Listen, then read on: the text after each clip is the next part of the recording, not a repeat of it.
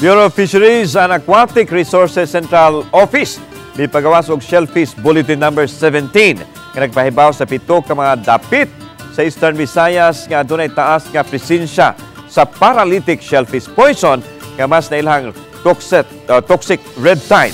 Positibo sa toxic red tide ang mga samples sa mga kinason ug alamang sa kadagatan sa Daram Island, Sumaraga Island, Cambatutay Bay sa Tarangnan, Matarinaw Bay sa General MacArthur, Kinapundan, Hernani ug Salcido. Lakip na ang Cabato Bay sa Tacloban City.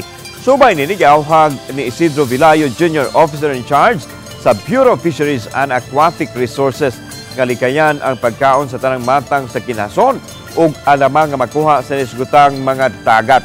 Gawa sa pagkaon, lakip sa ginili ang pagpanginhas ug pagbaligya ug pagpalit sa mga kinason ug alamang. Luwas rin noon kano na mga isda, pasayan, nukos ug alimango apan gikinahanglan lang nga presko kini og tarungon sa paglimpyo sa dili palutuon. Gikinahanglan usab nga kuhaon ang mahasang og himbis nini.